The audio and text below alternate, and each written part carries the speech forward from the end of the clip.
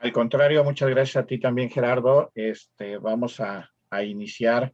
Les damos la más cordial bienvenida a nombre del Centro de Estudios Guadalupanos y a nombre de también el Plan de Formación Integral de nuestra universidad. Ambos colaboramos para que podamos de alguna forma compartir lo que es el acontecimiento guadalupano, generar un conocimiento mayor acerca de nuestra Madre Santísima de Guadalupe y también incrementar la devoción. Muchas veces nos vemos comprometidos a alguna pregunta que a veces no sabemos la respuesta sobre nuestra Madre Santísima, pero si nos acercamos a este centro de estudios de la universidad, nosotros traemos para ustedes a grandes ponentes que nos pueden explicar, que nos pueden hacer crecer esa devoción y ese conocimiento, sobre todo también, de nuestra Madre Santísima de Guadalupe. Bien, pues el tema de hoy está relacionado precisamente con la Virgen de Guadalupe y la familia. Antes de iniciar, queremos darles algunas recomendaciones. Primero, para quienes son colaboradores en la universidad, sabemos que la asistencia se registra en cada sesión. Recuerden que tienen que poner su ID, escribir su nombre completo para registrar la asistencia. En caso de no haberlo hecho de inicio en la ventanita en donde nos estamos viendo en este momento, pueden hacerlo a través del chat. Las recomendaciones para la sesión son muy sencillas. Asegúrate de mantener apagado el micrófono durante la sesión. Mantener la cámara apagada para evitar algún distractor, a reserva de que nuestro ponente solicite activarla en caso de alguna pregunta. Si tienen algún comentario o duda, por favor, hacer clic en el icono para levantar la mano. Ahí está el iconito en donde ustedes pueden visualizar cada una de las instrucciones que vamos siguiendo. Además de que, pues, por supuesto, pueden hacerlo a través del chat. Durante la ponencia pueden ir escribiendo y al final nosotros haremos una recopilación de todas ellas para que nuestro ponente tenga un tiempo para poder contestar cada una de sus preguntas. Siguiente, para los colaboradores se enviará la grabación de esta sesión. Y bien, damos la bienvenida a Monseñor Miguel Ángel Castro Muñoz. Voy a leer una breve semblanza de su extenso currículum. Nació el 15 de noviembre de 1970 en esta ciudad de Puebla, Puebla. Se ordena sacerdote el 29 de junio del año 1998. Estudió en el Pontificio Seminario Palafoxiano de 1986 a 1997 el bachillerato pedagógico y además filosofía y teología. Realiza un diplomado en planeación participativa en la Universidad Iberoamericana en el año 2003. Tiene la especialidad en Historia de la Iglesia por la Pontificia Universidad de la Santa Cruz en la ciudad de Roma, Italia, en el 2006 y hasta el 2008. Realizó estudios superiores en arqueología cristiana en el Pontificium Institutum de Arqueología Cristiana en la ciudad de Roma, en Italia, del 2007 al 2008. Sus nombramientos. Fue vicario parroquial de Santa María de la Asunción en Izúcar de Matamoros, aquí en Puebla, de 1998 al 2003. Cooperador adjunto de Pastoral Juvenil Diocesana del año 2003 al 2005. Vicario parroquial de Jesús Divino Maestro en el fraccionamiento México 68, del 2004 al 2005. Asesor y profesor del Pontificio Seminario Palafoxiano del año 2005 al año 2020. Rector del Santuario Guadalupano de la Arquidiócesis de Puebla del 2017 al 2020. párroco de Jesús Buen Pastor en la unidad habitacional La Ribera Anaya, aquí en Puebla, en el año 2020. Actualmente es obispo de la diócesis de Guajuapan de León, en Oaxaca. Sin más preámbulo y en aras de aprovechar el tiempo, le reiteramos la bienvenida y damos inicio a su conferencia.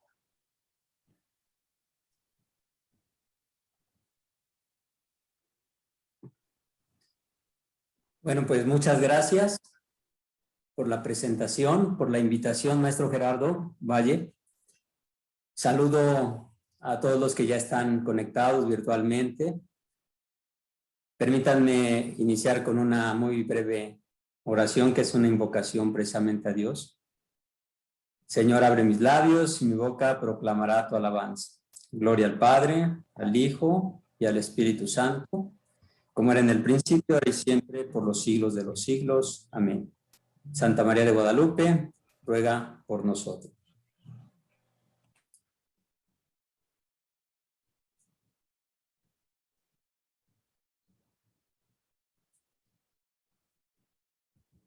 Bien, ¿se ve la pantalla? Sí. Sí, bien. Quise titular la conferencia así, o la charla, Nuestra Señora de Guadalupe, Faro del Evangelio para las Familias de México. Y bueno, la manera de abordar este tema o el enfoque, pues es un enfoque pastoral. Bien lo dijo el maestro Gerardo. Nos conocimos en el seminario, luego fui rector del Santuario Guadalupano, aquí en los campos del seminario, es el Santuario Arquidiocesano, y allí estuve 3 años y pude percibir la fe, la devoción, pues de los fieles, sobre todo de las familias allí en el contexto de la Feria Guadalupana. Mi objetivo, por tanto, es solo aportar un poquito al esfuerzo permanente, sistemático, profesional y sobre todo académico de la Universidad Popular Autónoma de Puebla a través de su Centro de Estudios Guadalupanos, que ha dado de veras mucho fruto. Entonces mi aporte es así, solo una reflexión pues teológica, pastoral, que contribuya para que las personas que hacen comunidad con ustedes, sobre todo los destinatarios de los esfuerzos del Centro de Estudio Guadalupano, tengan así pues más elementos o una motivación como pues creyentes, y sobre todo desde el sentir de la iglesia y como iglesia, y amando a la morenita, seguir siendo promotores de su devoción en favor de nuestras familias y por tanto de todo nuestro México. Ese es mi objetivo. Me voy a saltar algunas presentaciones porque por el tiempo, y son muchas, me detengo en esta, en la delimitación. Me voy a apoyar del proyecto global de pastoral del Episcopado Mexicano o de la Iglesia en México. Este proyecto pastoral fue fruto de varias reflexiones.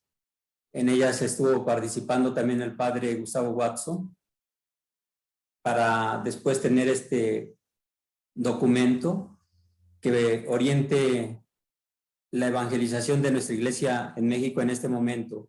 Entonces, este proyecto global de pastoral está apuntando hacia el año 2031 y 2033, el trienio del jubileo con ocasión de los 2000 años de la redención y el acontecimiento guadalupano, que está precisamente al servicio pues del evangelio, al servicio de la fe.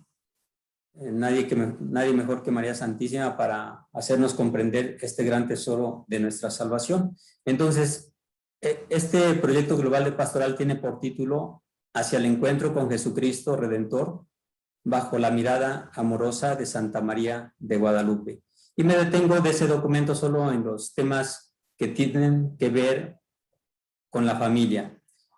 voy a procurar tener estos 3 elementos o estas 3 partes en este desarrollo de la charla.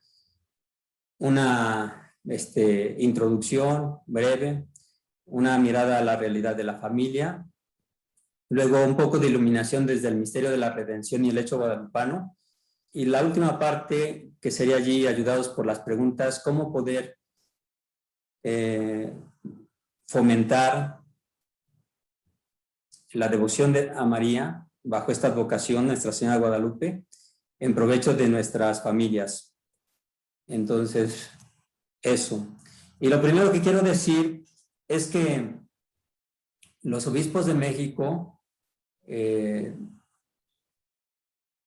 mirando la realidad social, eclesial, sobre todo eclesial, dentro de esta realidad social, se dan cuenta que no hemos hecho lo suficiente.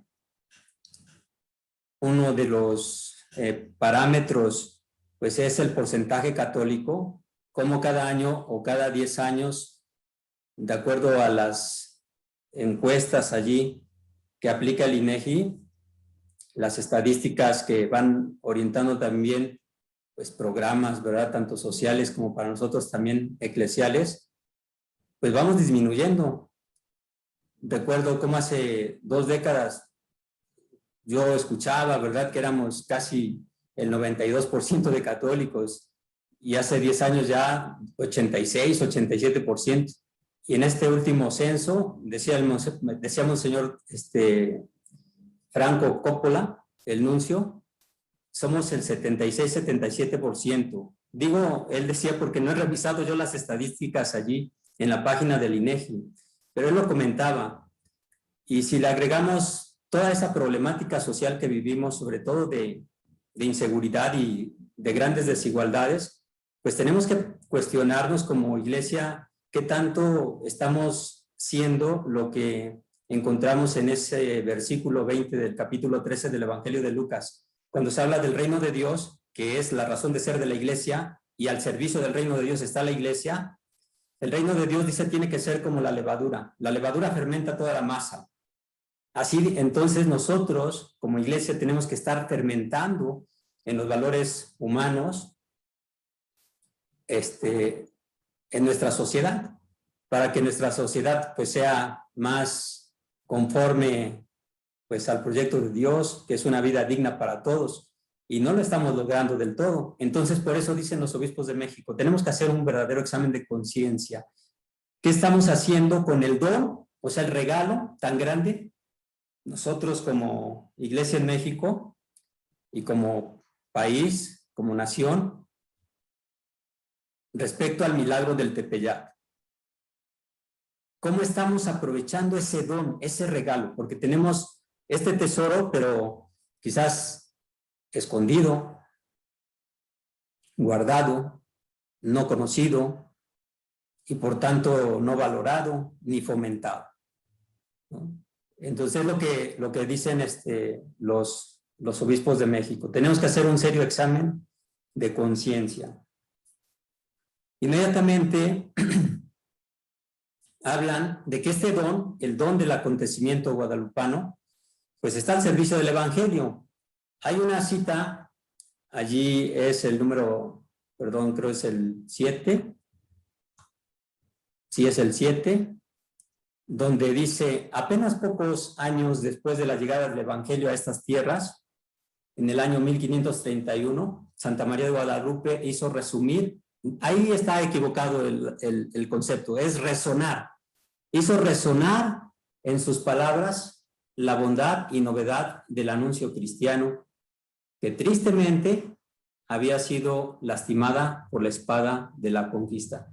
Vean, cómo en ese año, a 10 años de la conquista, el acontecimiento guadalupano viene a impulsar el Evangelio que desde años atrás, por los misioneros, tanto los que vinieron con los primeros conquistadores como después ante otras misiones de distintas congregaciones religiosas, como bien lo sabemos, pues fue como opacado, el anuncio del Evangelio en su novedad y en su bondad. ¿Por qué? Por la espada de la conquista. Venía el Evangelio al lado del conquistador, y sobre todo por las vejaciones y las injusticias que hubo. Pues no era tan sencillo mostrar el corazón del Evangelio. Y aquí ya se está subrayando cómo María Santísima viene a mostrar, a hacer resonar con sus palabras la bondad, dice, la bondad y la novedad del anuncio cristiano. La bondad y la novedad del anuncio cristiano, que tristemente había sido lastimada por la espada de la conquista. Me voy a saltar estas presentaciones porque es la misma idea, es la misma idea. Quizás esta valga la pena, que es una reflexión precisamente del Papa Benedicto Emérito del año 2007 en su audiencia general del miércoles 23 de mayo, después de estar aquí, después de haber inaugurado más bien la quinta conferencia del Episcopado Latinoamericano en Aparecida, Brasil. Después de haber inaugurado, después tuvo esta audiencia general y expresó lo siguiente para hacer resaltar cómo la primera evangelización pues tuvo luces y sombras, y entre las luces obviamente la presencia de María, y entre las sombras pues las vejaciones. Dice él: ciertamente el recuerdo de un pasado glorioso no puede ignorar las sombras que acompañaron la obra de evangelización del continente americano. No es posible olvidar los sufrimientos y las injusticias que infligieron los colonizadores a las poblaciones indígenas, a menudo pisoteadas en sus derechos humanos y fundamentales. Pero la obligatoria mención, aquí está algo bien importante, pero la obligatoria mención de esos crímenes injustificables, por lo demás condenados ya entonces por misioneros como Bartolomé de las Casas y por teólogos como Francisco de Vitoria, de la Universidad de Salamanca, no debe impedir reconocer con gratitud la admirable obra que ha llevado a cabo la gracia divina. Y la gracia divina precisamente se valió de María Santísima, de la Virgen de Nuestra Señora de Guadalupe, para hacer resonar, como leímos hace un momento, la bondad y la novedad del Evangelio en estas poblaciones a lo largo de estos siglos. Es un texto muy importante para saber apreciar o tener un juicio equilibrado de esta época del descubrimiento desde Europa. Se ve como el descubrimiento de América, de la conquista y sobre todo de la obra evangelizadora. ¿Sí? Un texto que nos ayuda a ver tanto las luces como las sombras de la evangelización o de la primera evangelización. Y bueno, aquí, permítanme, tenemos el mandato guadalupano de construir una casita sagrada. Más adelante veremos los números del Nican Mopoa, pero por lo pronto sabemos que María Santísima, al encontrarse con Juan Diego, con toda esa pedagogía muy hermosa, tierna, con el color de su rostro, con un lenguaje que hablan las gentes de estas tierras, se da a conocer a Juan Diego, y tras darse a conocer como la verdadera madre del Dios por quien se vive, le dice cuál es su deseo. Y el deseo de María Santísima es que se le construya una casita sagrada. ¿Sí? Bueno, esta expresión o este mandato de María Santísima nos remite a el ser de Dios. María Santísima está dando la razón por la cual quiero una casita sagrada. Dice: mostrar todo mi amor, mi ternura, mi compasión, que veremos más adelante también, no se limita a un consuelo así solo sentimental, sino su deseo es que que se trabaje mucho por la justicia y la paz. Pero bueno, es lo que dice María Santísima. Pero ese consuelo materno suyo es un reflejo, una imagen prístina, es decir, pura, del ser de Dios, es decir, del amor de Dios. El amor de Dios es materno y se nos deja sentir y ver precisamente en la persona de María, en la Virgen María. Dice este texto de Isaías 49:15, allí donde Dios muestra su amor materno, ese lado materno de Dios. Dice el verso 15, ¿acaso olvida una mujer a su niño sin dolerse del hijo de sus entrañas?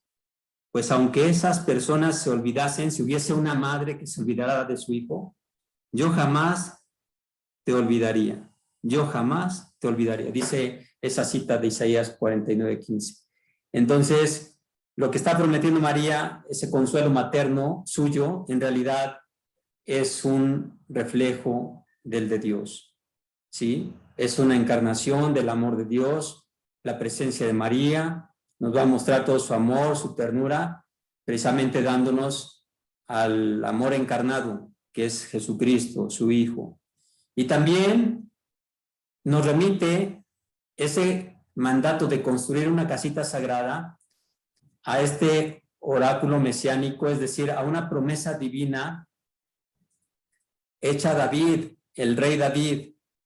El rey David, sabemos, nos remontamos hasta la época monárquica del pueblo de Israel, fue el segundo rey de Israel después de Saúl, y él, al establecer al pueblo, pues ya en su propia tierra, se cuestiona cómo él está viviendo en una casa de cedro y el arca de la alianza que acompaña al pueblo elegido, ahora bajo el cuidado de David, el arca de la alianza que es símbolo de la presencia de Dios, no tiene una casa, sino tiene una tienda de campamento, diríamos nosotros. Y este texto de el libro 2 de Samuel, en el capítulo 7, nos da esta enseñanza. Dice el verso 1, cuando el rey se estableció en su casa y Yahvé le concedió paz de todos sus enemigos de alrededor, dijo el rey al profeta Natán, mira, yo habito en una mansión de cedro, mientras que el arca de Dios habita en una tienda de lona. Y continúa el texto mostrándonos la intención de David de edificar un templo para Dios. Pero Dios le responde a David a través del profeta Natán en el verso 12, dice, y cuando tu vida llegue a su límite y te acuestes con tus padres, se le está hablando a David, confirmaré después de ti a la descendencia que saldrá de tus entrañas y consolidaré el trono de su realeza. Le está diciendo Dios a Natán respecto a David, y consolidaré el trono de su realeza.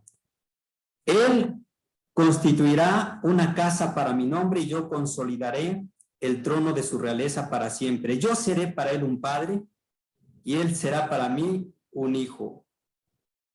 Yo le construiré una casa a él. No él me va a construir una casa a mí. No David va a construir un templo a Dios, sino será Dios quien le construya a David una casa. Esa casa hace referencia a su linaje, a su descendencia, una descendencia de reyes. Tu casa y tu reino permanecerán para siempre ante ti. Tu trono estará firme eternamente. Entonces, la promesa o el oráculo mesiánico, la promesa divina, tiene que ver con esa vida que Dios quiere para su pueblo, de justicia y de paz a través de un linaje real. Los reyes eran los ungidos y a David le está prometiendo una casa, no en sentido material, sino le está prometiendo una estabilidad de su reino, un linaje real. Está prometiéndole que a través de su descendencia Dios provocará la justicia y la paz para su pueblo, ¿sí? Es lo que nos evoca este mandato de María Santísima de construir una casita sagrada. La cosmovisión religiosa náhuatl lo comenta el padre José Luis Guerrero en su libro El Nican Mopowa, un intento de exégesis. El padre José Luis Guerrero, dice él en esta obra suya, cómo para los mexicanos fundar una nación era construir su templo. Y ahí tenemos esa cita: tomaron piedra y madera, aquella pequeñita y esta delgadita, como el material sencillo, ¿no? Y al punto cimentaron con ellos. Pusieron así la raíz del poblado aquel. La casa y el templo de Huitzilopochtli y el oratorio aquel era bien pequeñito. Vean cómo, aparte de este aspecto bíblico que comenté, para los pueblos mesoamericanos el templo era un signo elocuente de una nación. Por tanto, la invitación a construir un templo evocaba la construcción de una nueva nación,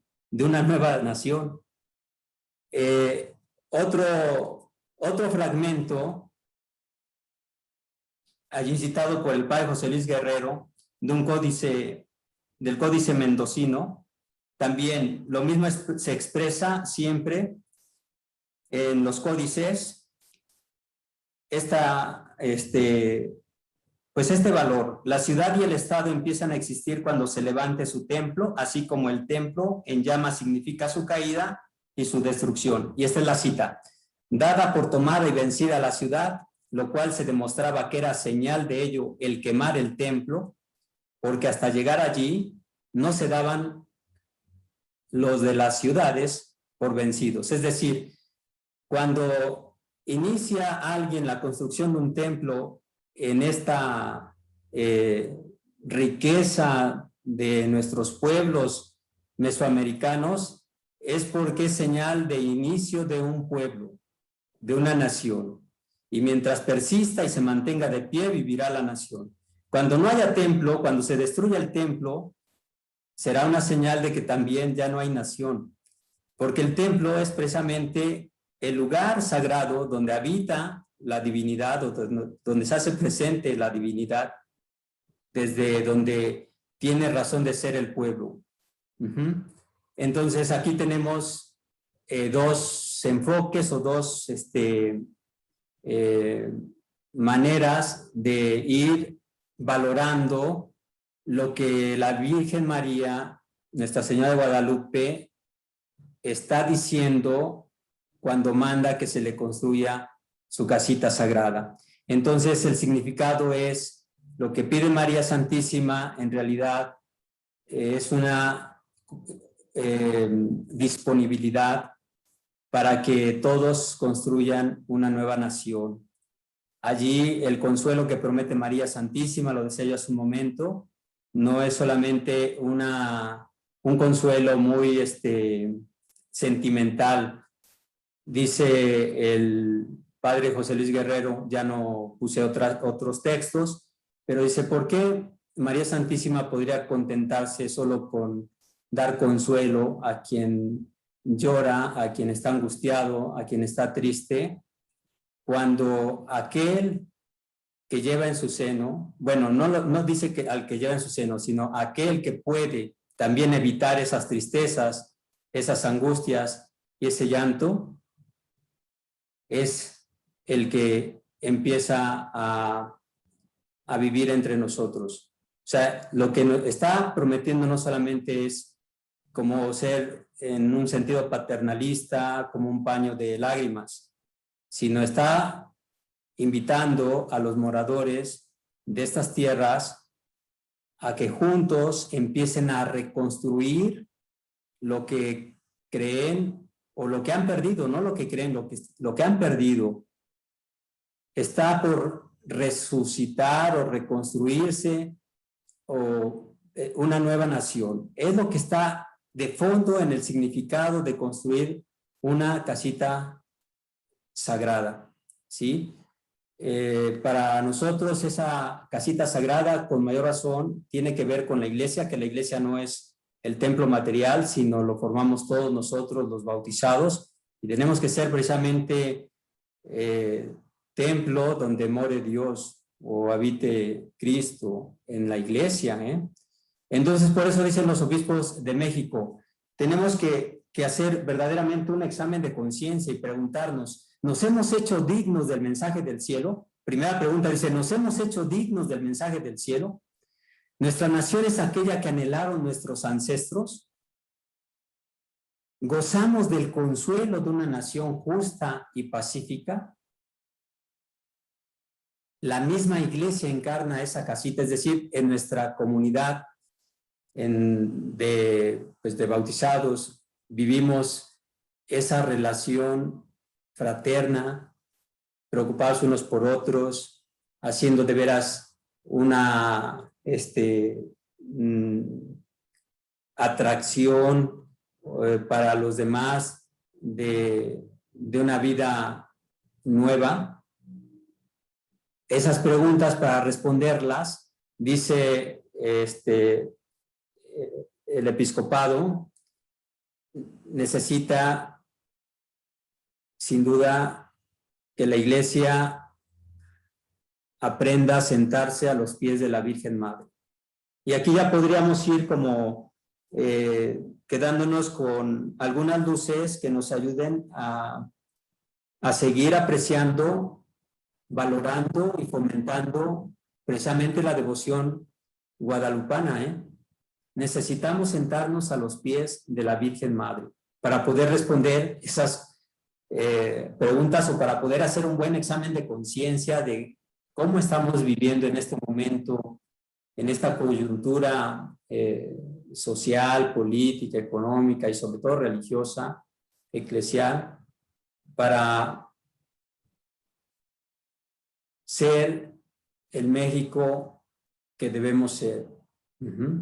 Sobre todo por nuestras raíces cristianas y por nuestra identidad católica, que la vamos pues diluyendo, ¿no? Y eso es ya un foco rojo para sumarnos en la obra evangelizadora que es el ser de la iglesia. No vive sino solo para ser mensajera del reino de Dios. Necesitamos ver y escuchar, dicen los obispos, los signos de los tiempos. Es decir, Dios no solamente habla a través de su palabra escrita, Dios es el gran secreto oculto en esta vida que tenemos que descubrir. Es decir, este mundo se entiende desde Dios, o sea, Dios está actuando todos los días, en cada acontecimiento. Él está presente entre nosotros. Tenemos que aprender qué nos dice o cómo se manifiesta y qué nos dice en cada hecho, circunstancia, acontecimiento que vamos viviendo. Podríamos decir en este momento, pues todo lo que se ha generado después de por la pandemia y todavía en contexto de pandemia, ¿no? También eso nos tiene que cuestionar. Tenemos que reconocer la presencia de Dios aún en esos hechos dolorosos, siempre como signo de vida, obviamente. La vida de las comunidades, debemos de ver y escuchar el sentir de cada persona, el sentir de cada persona. Tenemos que cuestionarnos para responder a ese examen de conciencia. Dice, también debemos de hacernos otra pregunta: ¿cómo estamos edificando la casita de consuelo, la familia de esos reyes que hacen prevalecer la justicia y la paz? Terminan aceptando nuestros pastores que hemos robado la esperanza de un pueblo. O sea, hay mucha gente que efectivamente ha perdido la esperanza. Se habla de que en este momento estamos viviendo a nivel global, mundial, lo sabemos bien, una crisis antropológico-cultural. Es decir, ya la concepción del ser humano ya no es aquella mirada integral de la persona, sino muy fragmentada. Y hemos descuidado así las dimensiones que componen la persona, sobre todo esta dimensión de familia, esta dimensión de relación,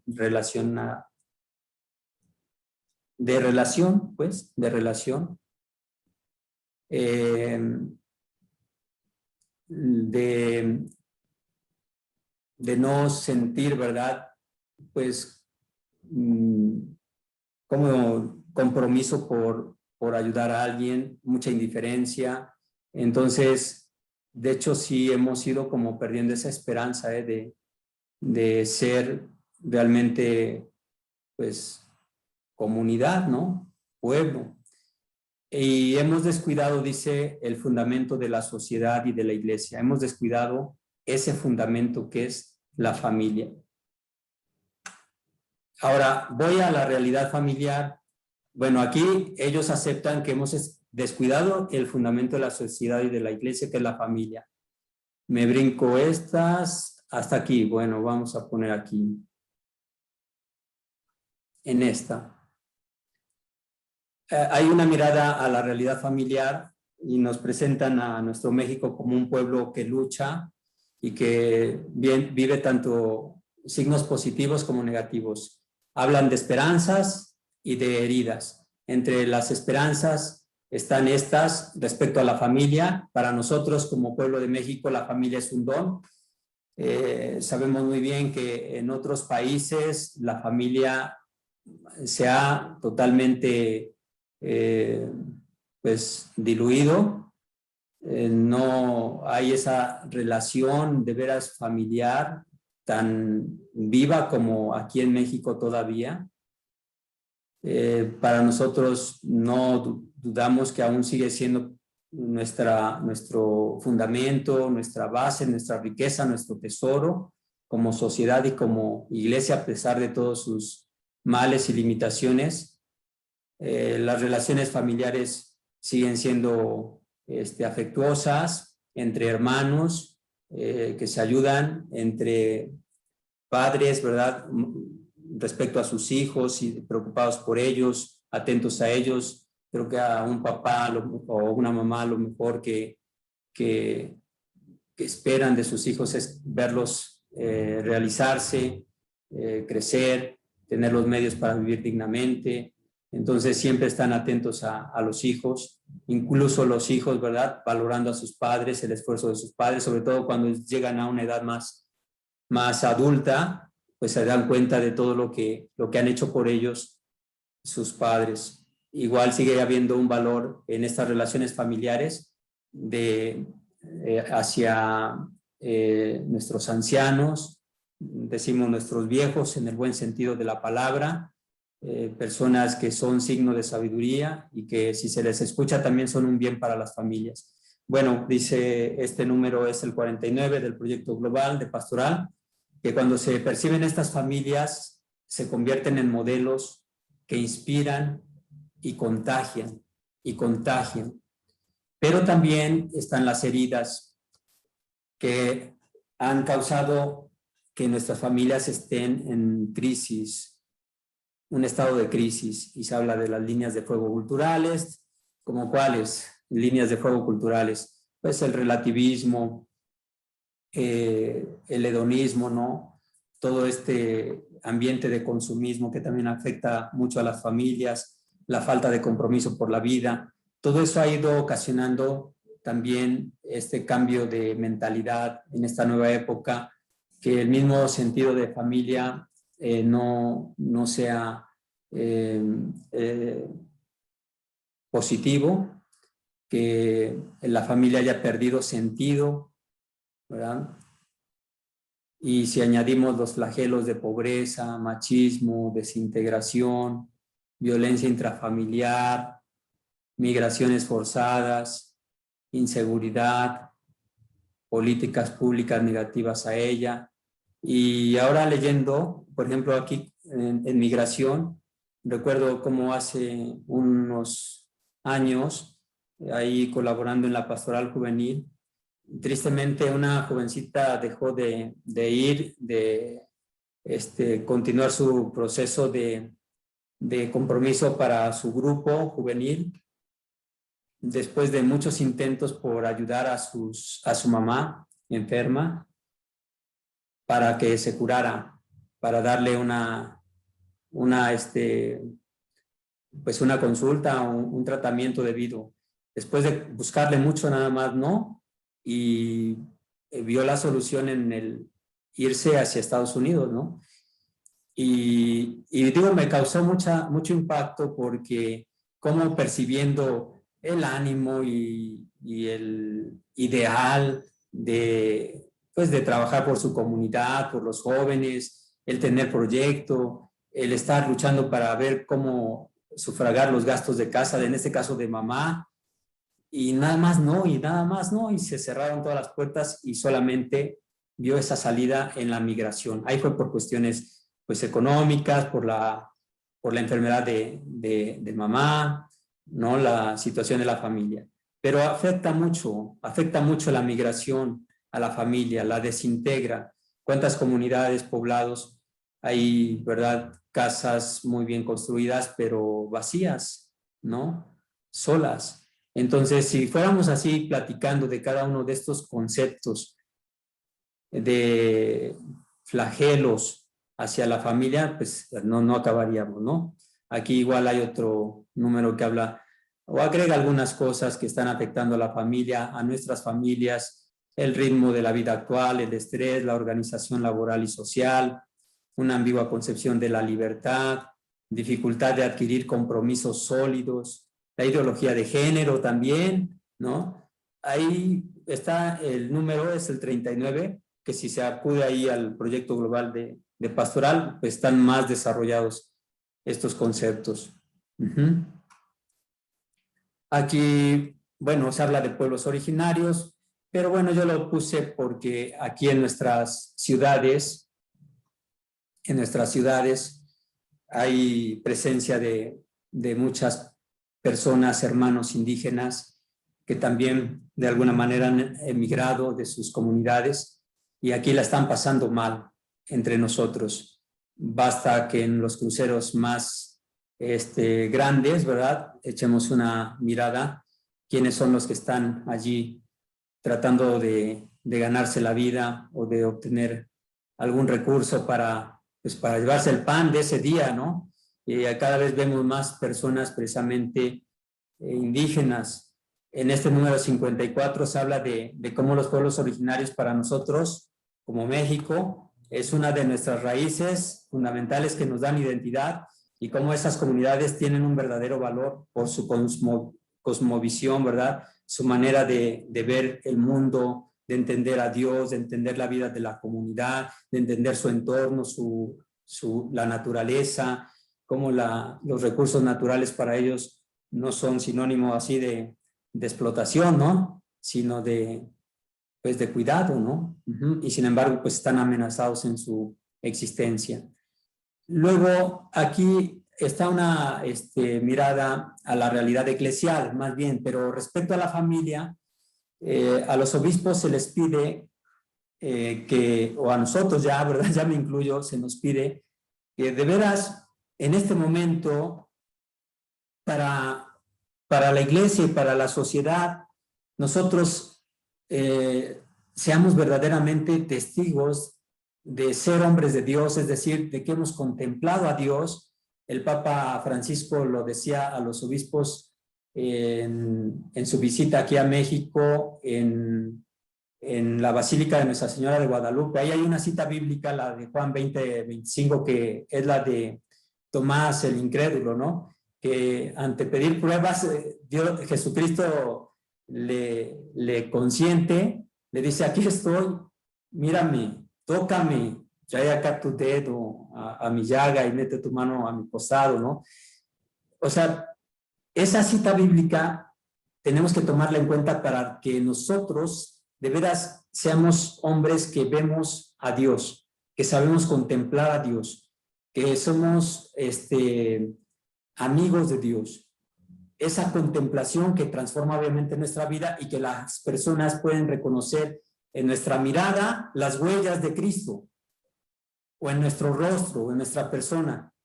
Entonces, por eso allí se invita a que los obispos estén atentos al dolor de las familias. Tenemos que estar atentos al dolor de nuestras familias.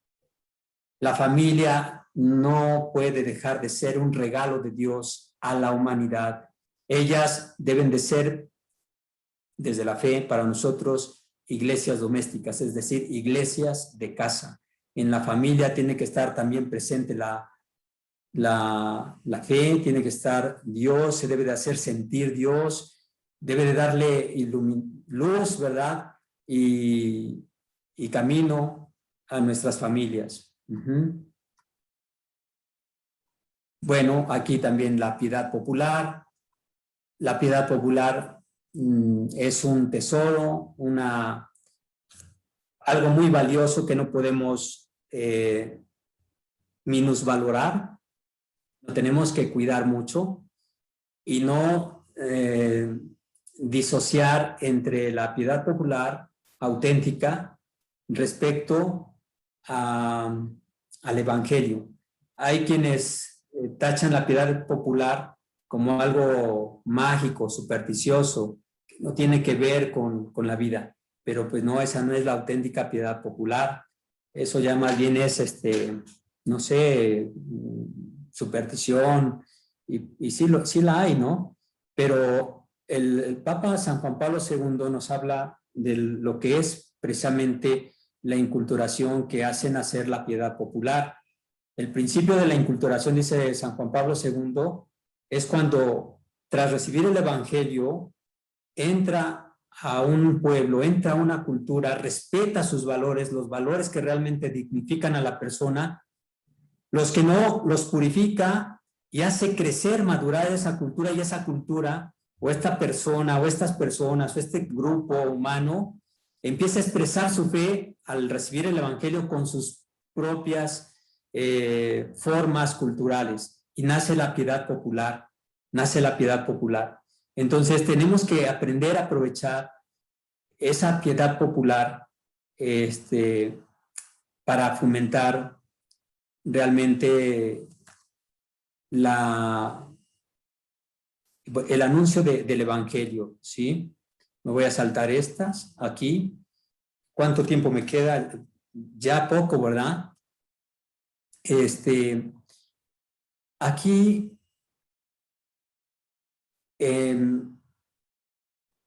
hablo del misterio de la redención y del hecho guadalupano,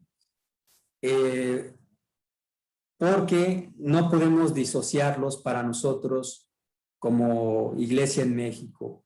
Para nosotros el Evangelio, que significa buena nueva, que es la buena nueva de la redención como sinónimo de liberación, de readquisición de lo perdido, y sobre todo en un contexto de conflicto, de guerra, de enemistad entre dos partes, entre los conquistadores y los pueblos originarios, un poquito de contraste entre estas dos fuerzas.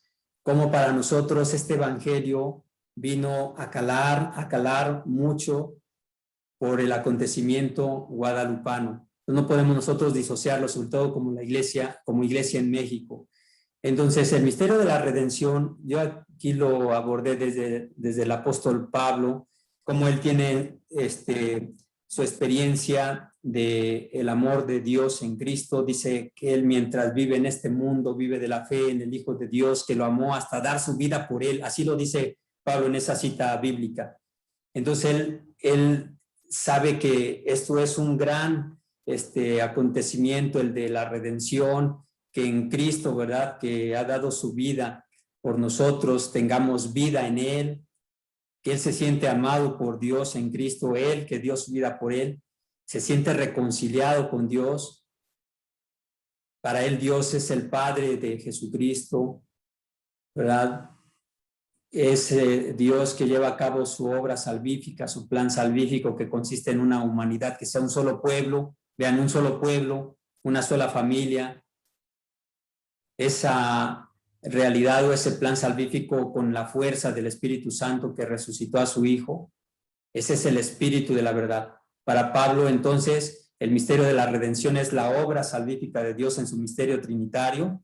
Lo entiende a través de la humanidad de Jesús, sabe que la redención en Cristo es una realidad, siempre en él hay vida, y que tenemos, ¿verdad?, a través de la iglesia, los medios para poder hacer de ello una realidad. Es el Espíritu Santo que la asiste y los medios de santificación para poder también experimentar redención. Y la presencia de María Santísima como precisamente auxilio o como aquella que viene a estar al servicio de la misión de la iglesia para comprender el evangelio,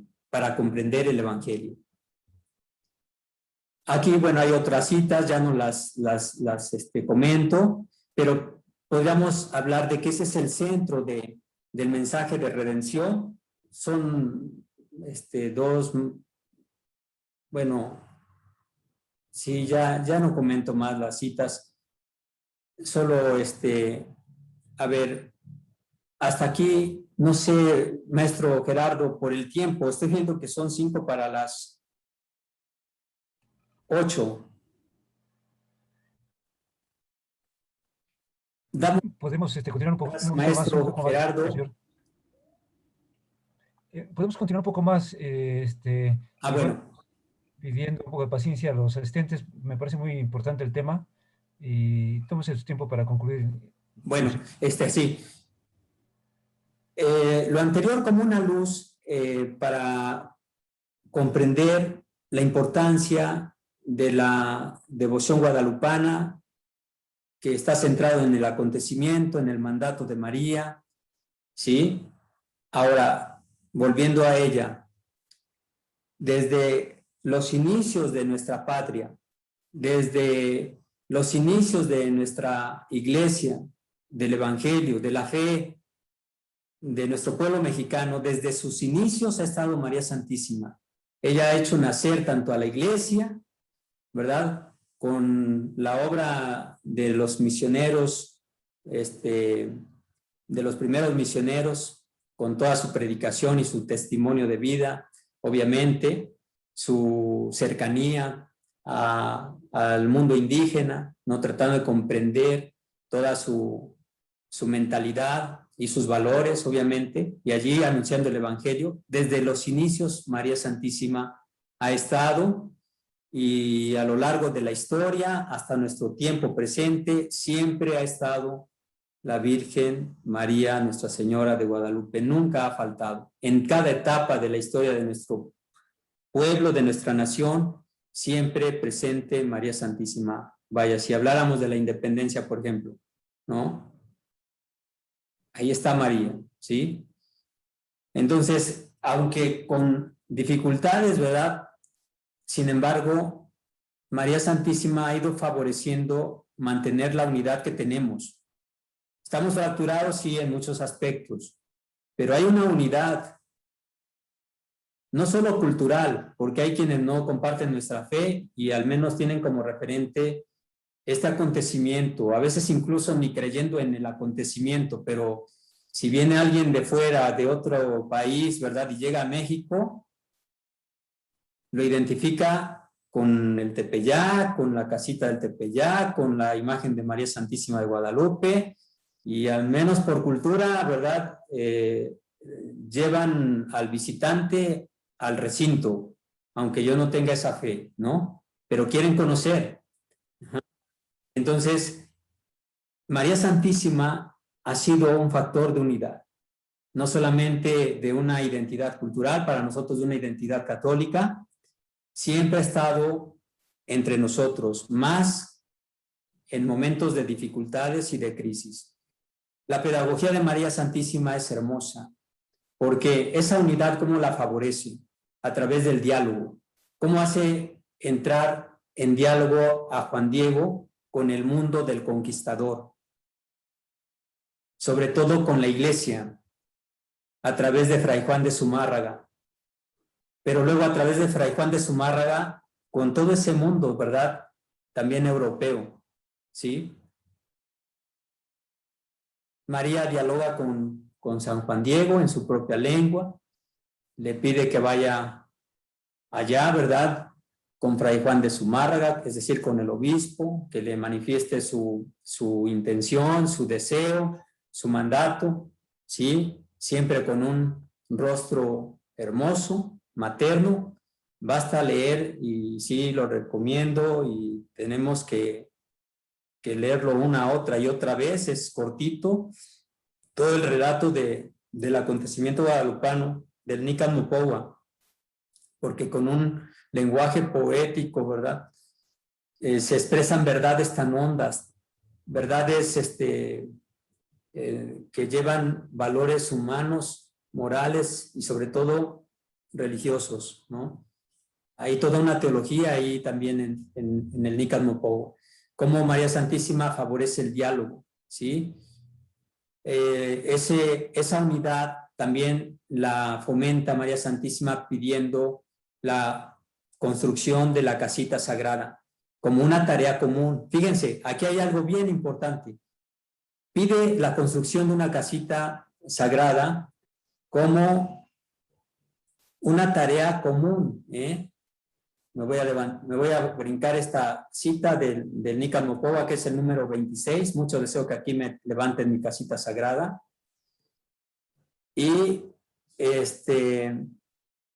¿dónde está? Aquí como signo de unidad. Déjenme ver. Sí. Todavía sigo aquí como signo de unidad, porque no le pide solo a San Juan Diego, comentan nuestros obispos aquí, quedó plasmado en el proyecto global de pastoral. No le pide María a Juan Diego que él, con el mundo indígena, ¿verdad?, construyan una casita sagrada. ¿Por qué? Porque entonces ya no sería un monumento a la unidad, sino a la división, sería factor de división. Obviamente no les permitirían levantar un templo o una casita, ¿verdad?, o un templo. No se los hubieran permitido. Los conquistadores no se lo hubieran permitido. María Santísima no le pide a San Juan Diego que él, ¿verdad?, levante la casita sagrada, sino lo manda al obispo, ¿sí? Y empieza a involucrar tanto a unos como a otros en la construcción de esa casita sagrada, de ese templo. Se empieza a reconstruir, a resucitar, o empieza a nacer una nueva nación, un nuevo pueblo, nuestro pueblo, nuestra nación de México, ¿eh? En esto sí vale la pena, bueno, todo, pero para subrayar esta idea, dice en el número 29, porque yo en verdad soy vuestra madre compasiva, tuya y de todos los hombres, le dice a Juan Diego, que en esta tierra estáis en uno, y de las demás variadas estirpes de hombres, mis amadores, los que a mí clamen, los que me busquen, los que confíen en mí. Bueno, pues eso, un factor de unidad, de identidad, el deseo de María de construir una casita.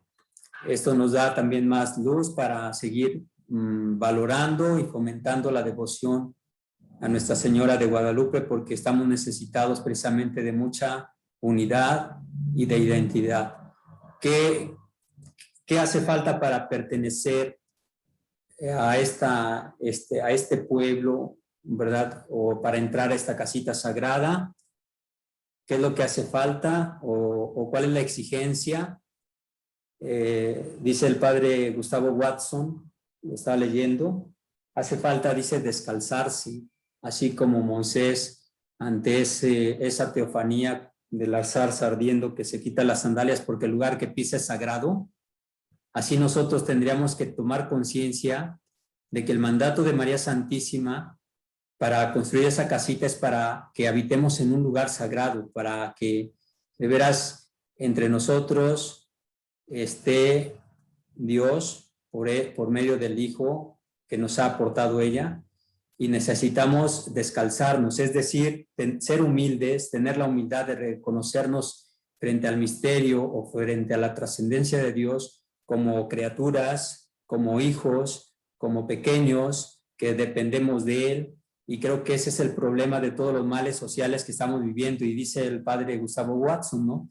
¿Acaso no será la raíz de todas estas manifestaciones de pérdida del sentido, de la sacralidad, de la vida humana, el que por el secularismo de la sociedad moderna, pues hemos perdido ya esa fe, ese creer en Dios, lo hemos sacado de nuestra vida, está al margen de nuestra vida pública, y por eso tantos males sociales. Entonces, una exigencia, descalzarnos, quitarnos las sandalias, ¿verdad?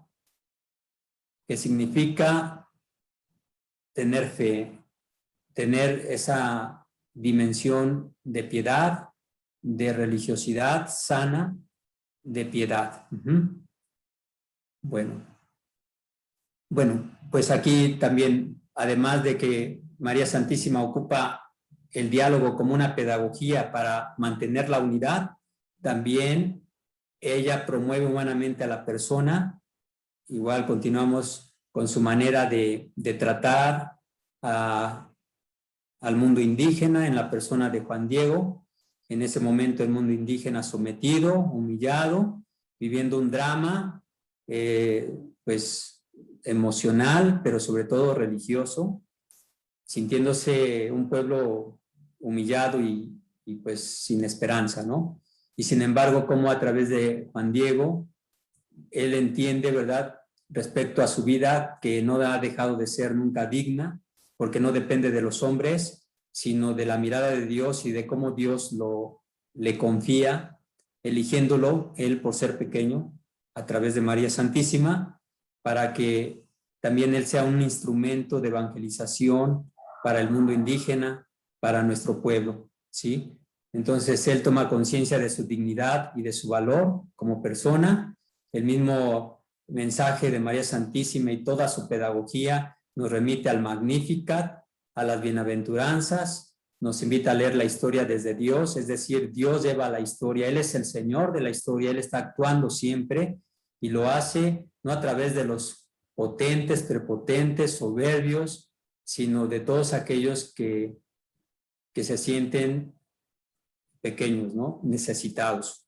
Aquí no tiene que ver con condición, más bien con con una condición socioeconómica, sino con la actitud de corazón de las personas.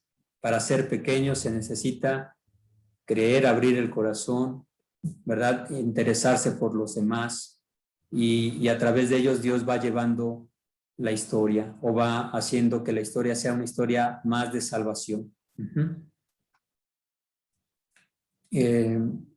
Bueno, usted me dice, maestro, cuando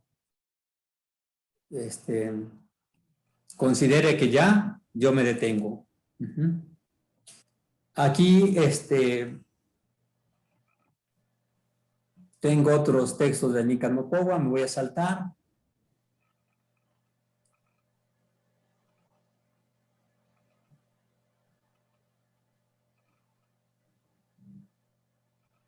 Aquí, la devoción mariana en provecho de nuestras familias.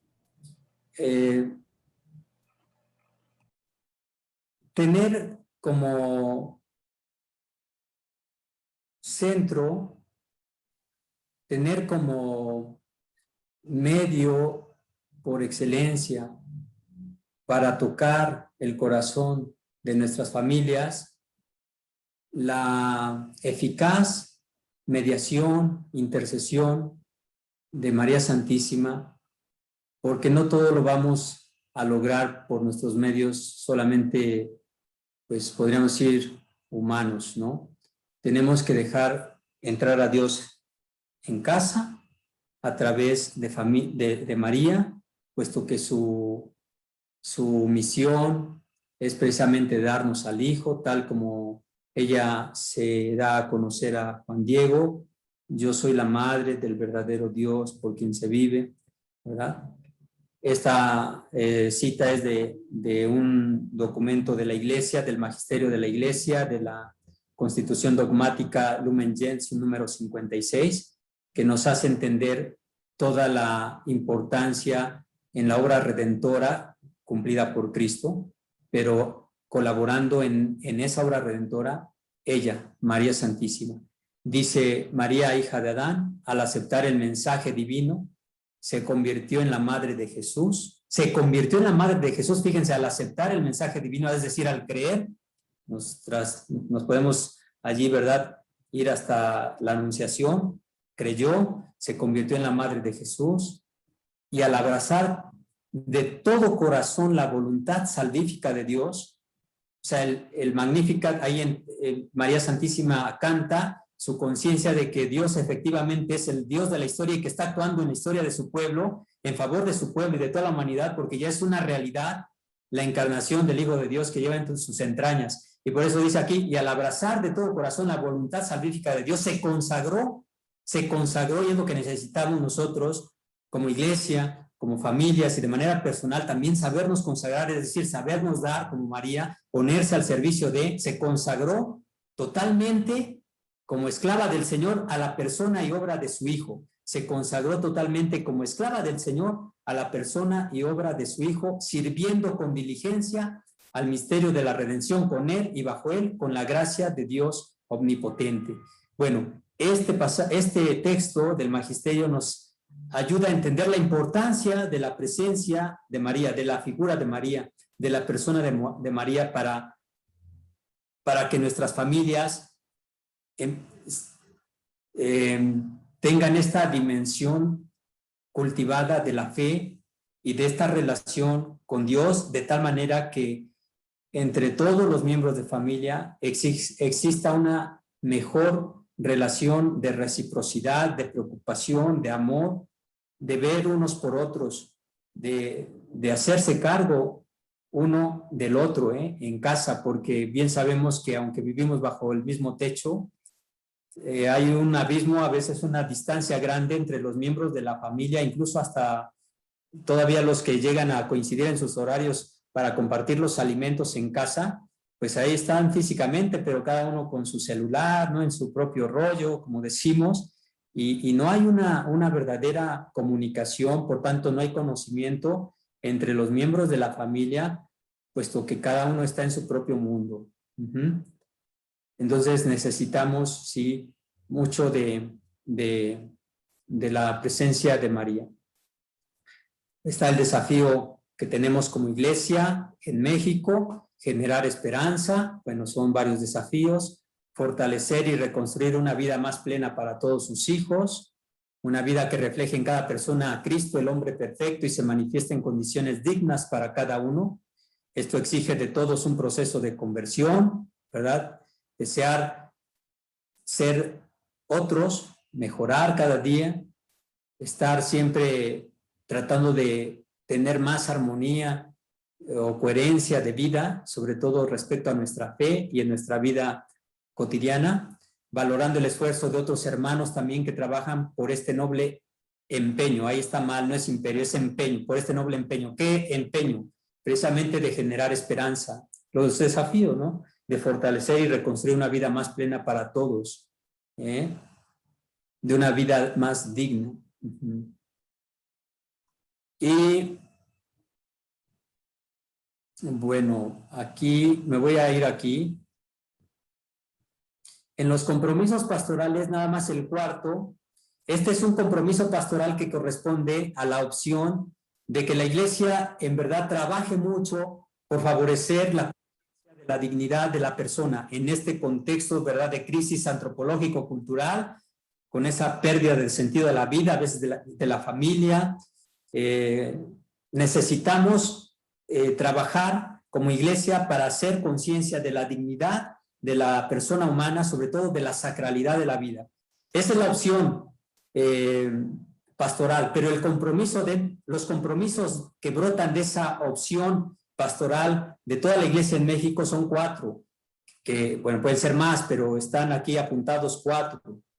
Y el cuarto es precisamente el compromiso de atender especialmente a las necesidades materiales y espirituales de la familia, base fundamental de la sociedad y de la iglesia, para que cumpla su misión de educar en los valores humanos y cristianos. Entonces ahí está apuntado como compromiso pastoral para la iglesia en México, y así sea verdaderamente una opción de hacer, ¿verdad?, conciencia de la dignidad de la persona humana, atender a la familia.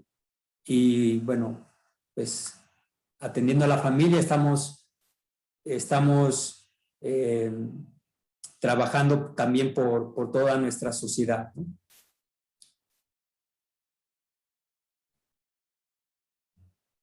Ahora, pues, preguntas, y si, perdone por el tiempo, perdón que me salté varias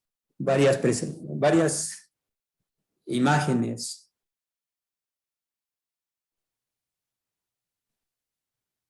Bien, agradecemos a Monseñor Miguel Ángel Castro Muñoz y efectivamente abrimos un espacio para preguntas y respuestas. Si gustan, por favor, pueden escribir las preguntas en el chat.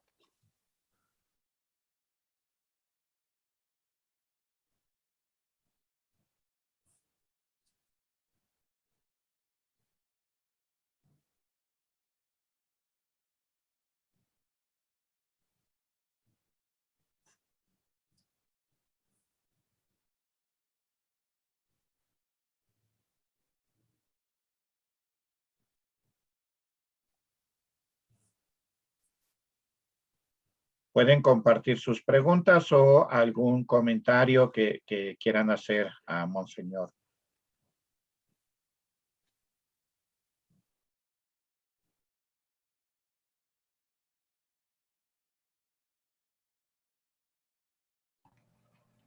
Bueno, si me permiten, Monseñor, sí me gustaría que, así como conclusión, nos comentara esto que usted nos comenta, bueno, nos pone en la última transparencia, donde dice que la devoción guadalupana nos invita a descalzarse ante el misterio, Bien. en familia y saber contemplar. Sí. Lo coloqué porque veía allí en el oficio divino, en nuestra liturgia, cómo el hombre tiene hambre de infinito y sed de cielo. Así textualmente, el hombre tiene hambre de infinito y sed de cielo. Y se pedía la gracia, darnos una vida de rodillas ante el misterio, para ver mejor este mundo. Fíjense, una vida de rodillas ante el misterio, para ver mejor este mundo, como diciendo la vida de oración, la vida de contemplación, el estar a solas con Dios y contigo mismo no te saca del mundo, todo lo contrario, ¿no? Te hace ver mejor lo que te pasa, tu contexto, tu circunstancia, el mundo, ¿verdad? Y descubres allí tanto lo bueno, también como los riesgos, ¿no? Las problemáticas, tanto signos positivos, y nunca dejarás de haber en tu corazón esperanza de cielo. Es decir, una vida de rodillas suscita la esperanza de cielo. Y entonces lo coloqué porque precisamente decía en su participación el padre Gustavo Watson a los obispos, a la SEM en el 2017, ¿no? Necesitamos valorar el tesoro que tenemos tan grande del acontecimiento guadalupano, su mandato de construir una casita, que significa construir un pueblo, una nación, para nosotros construir también verdaderamente nuestra iglesia. Es decir, saber que en este templo, nación, iglesia, está Dios, está la presencia de Dios. Y tenemos entonces que aprender a descalzarnos, es decir, a humillarnos, en el sentido de reconocer nuestra dependencia de Dios. No somos autosuficientes. Esta sociedad de pronto así secularista nos ha robado este tesoro, nos ha quitado, ¿verdad?, nuestra relación con Dios. Hasta nos da pena a veces hablar de nuestra identidad, bueno, de nuestra fe, ¿no?, en algunos ambientes, ¿no? Y sin embargo, desde Dios se esclarece la verdad con mayúsculas, la realidad. Entonces, por eso lo puse, no perder nunca la sacralidad de la vida recibida y por tanto dependiente y no soberbiamente autónoma de Dios. Necesitamos entonces descalzarnos ante el misterio, y pues María Santísima es el mejor ejemplo de saber estar ante el misterio, ¿no? He aquí la esclava del Señor, o sea, una actitud de humildad, de gozo y de disponibilidad, porque consagra su vida totalmente a la obra salvífica en la persona del Hijo, el único Redentor, pero con Él y bajo Él, dice así el magisterio de la Iglesia ahí en el documento de la Lumen Gentium, ¿no? Luego, sentirse en familia, lo puse porque precisamente el templo, que es casita sagrada, nos ayuda para que la familia sea eso, La familia debe ser templo, la familia debe ser casita sagrada, la familia debe de ser iglesia doméstica. Entonces allí se debe de fomentar o debe ser un lugar donde nadie se sienta extraño, que es el deseo de María Santísima. Aquí en esta tierra nadie es extraño, todos caben, todos están llamados a ser hermanos en aquel cuya vida ha dado, como dice el apóstol Pablo, experimentando su amor, para que también quien lo experimenta lo pueda dar, también preocupado por el hermano. Entonces, en este lugar donde nadie se siente extraño, lugar de encuentro, convivencia y cercanía, que son los deseos de María, en todo su mensaje guadalupano, lugar donde se comparten las experiencias de la vida. Todo eso debe ser también la familia debe ser eso, lugar donde nadie se siente extraño, ¿no? Porque tanto así como en la iglesia, también en la familia, ¿no? O así como en la familia, también en la iglesia. Si alguien se siente extraño, ¿qué pasa? Si alguien se siente extraño, pues se va de casa, ¿no? Se va de la iglesia o se va de la casa. Entonces sí, tenemos ese reto pastoral, ¿eh? Como iglesia y como familias. De veras, sentirnos familia. Es decir, espacios sagrados, templos o iglesias domésticas donde está presente Dios, para que nadie se sienta extraño. ¿Por qué? Porque todos se sienten precisamente amados, ¿no? Amados. Y el saber contemplar, porque María Santísima, ¿qué es lo que ofrece? Tanto al mundo conquistador, europeo, español, ¿verdad? A los misioneros que van con fatiga asimilando la cultura para poder anunciar el evangelio, a Juan Dieguito, ¿verdad? ¿Qué es lo que le ofrece María a todos? Un lenguaje común. ¿Y cuál es ese lenguaje común? Su imagen. Una imagen. Una imagen. Y esa imagen es la imagen de un rostro materno, amoroso. Tuve la dicha y el privilegio o la bendición hace 3 años, 4 años, en el 2017, de poder entrar al camerino allá en la Basílica de Nuestra Señora de Guadalupe, y quizás algunos de ustedes ya también tuvieron esa gracia. ¿Y qué es lo que experimentamos? Yo creo que es algo común de todos los que estamos allí, claro, por la fe, ¿no? Cuando vamos con fe. Yo experimenté en verdad la presencia de alguien. O sea, no era una imagen, una pintura, sino, o sea, era la sensación de que estás delante de una persona, de que te mira. Eso lo he dicho muy pocas veces, como 2 o 3 veces, desde el 2017. Pero es el milagro de una persona allí viva. Es una imagen, pero es una persona, es la imagen de una persona, es la persona. ¿Sí? En donde necesitamos saber contemplar. Por eso puse allí, ¿verdad? También como una de las conclusiones para valorar la devoción guadalupana es acudir a ella para que nos enseñe a saber contemplar. Contemplar al Hijo, contemplando al Hijo, contemplamos el misterio de Dios, como ella, a quien invocamos con esas rosas, ¿verdad?, de la letanía de nuestro rosario, como templo, como sagrario de la Santísima Trinidad, ¿no? Templo, trono y sagrario, ¿no? Decimos templo, trono y sagrario de la Santísima Trinidad. Así decimos, en la letanía. Templo, trono y sagrario de la Santísima Trinidad, ¿no? Entonces necesitamos saber contemplar.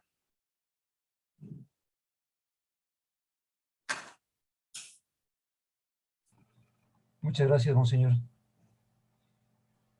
De nada. Hay algunos comentarios. La maestra Pilar León dice, comentan que ha bajado el porcentaje de católicos, pero hay guadalupanos que no son católicos. ¿Se afecta esta estadística?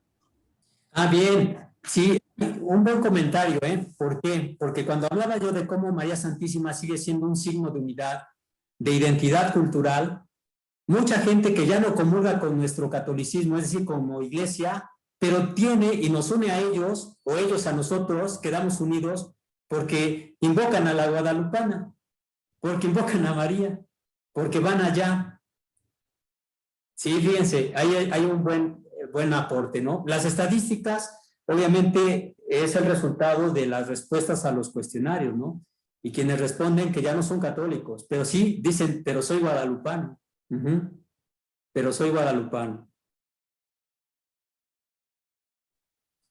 Otra persona dice, muchas gracias, Monseñor Miguel Ángel y Maestro Gerardo Valle, por darnos esta conferencia de reflexión, aumento a nuestra fe y amor a nuestra Madre de Guadalupe, y el cómo darnos a María y cómo trabajar para tener más valores humanos.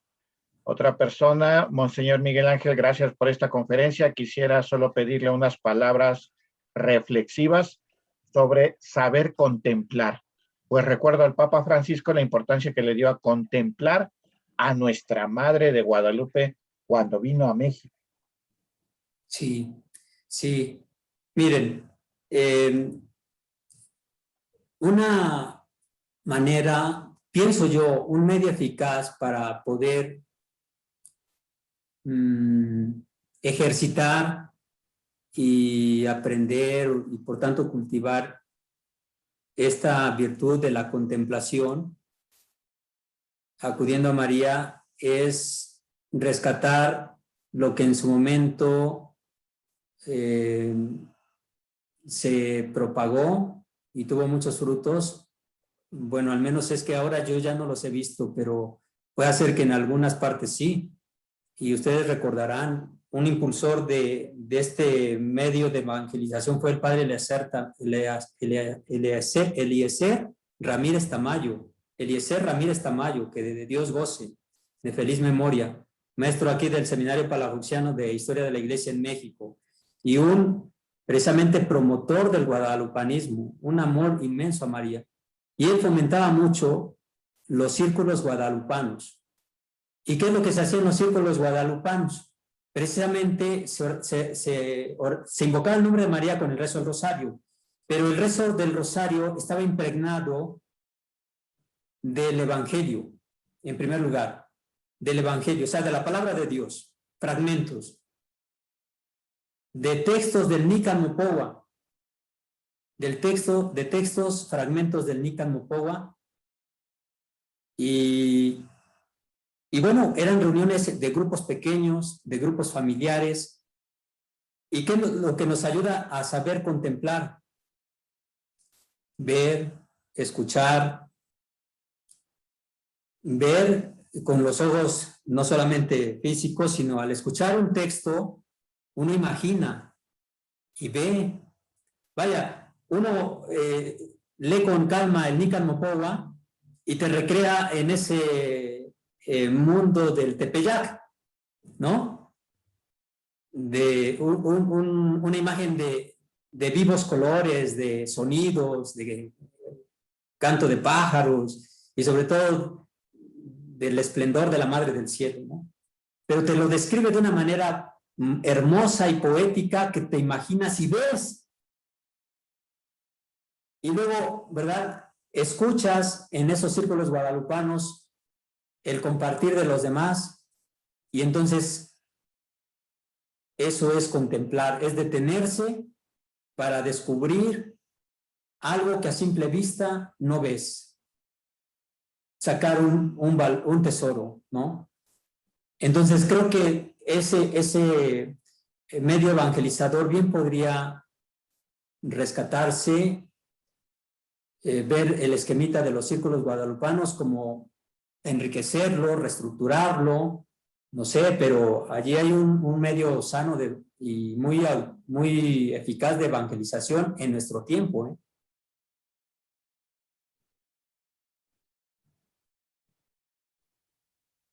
Bien, muchas personas le agradecen la ponencia, otras más que consideramos importante también destacar, piden que pueda compartir algunas de las citas para reflexionar más adelante.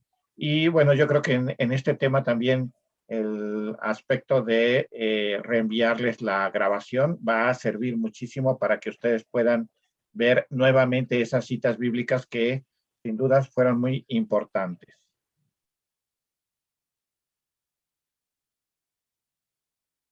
Pues muchas gracias. No sé si alguien más quisiera hacer alguna pregunta. Vamos por una última pregunta y concluimos nuestro evento.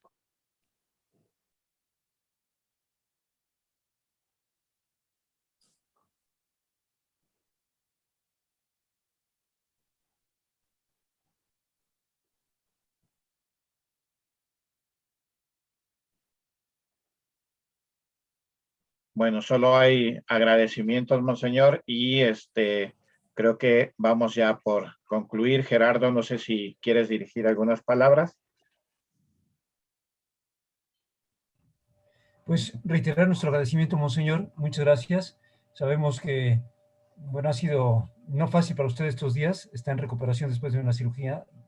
Pocos lo saben, pero pues ahora sí que teníamos programada esta conferencia para otro momento y justo coincidió casi con la cirugía. Por eso, pues agradezco doblemente su participación y a todos los integrantes más bien a todos los asistentes, pues también muchas gracias. Ha sido riquísima. El material es extenso. Si usted me permite, monseñor, quisiera poder compartir la presentación para las personas que lo han solicitado. Sí, claro, sí, sí, sí. Pues muchas gracias. Yo espero que sea pues, muy bien utilizado. Pues muchas gracias, monseñor. Muchas gracias a todos y también a Toño Bravo por su acertada participación. Gracias. Gracias a todos. Muy buena noche. Gracias, maestro Gerardo. Dios les bendiga. Gracias.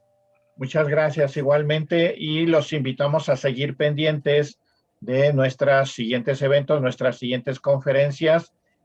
Saben muy bien que tenemos nuestras cuentas en Facebook, nuestro querido amigo Gerardo Valle, tal cual así, Gerardo Valle Flores en Facebook, su servidor Antonio Bravo Méndez. Hay un grupo en Facebook que son Jóvenes Guadalupanos SEG UPAEP. Y en Twitter tenemos la cuenta SEG-UPAEP. Además, pues hacemos el comercial. Los invitamos a escucharnos todos los sábados en punto de las 12 en la HR 1090 de AM de 5 Radio, su programa Guadalupe Hoy, en donde sus servidores Gerardo y Antonio estamos conduciendo el programa. Y bueno, pues muchísimas gracias a ustedes. Como decimos en el programa, que Dios nuestro Señor y María Santísima de Guadalupe los bendigan y los esperamos en el siguiente evento.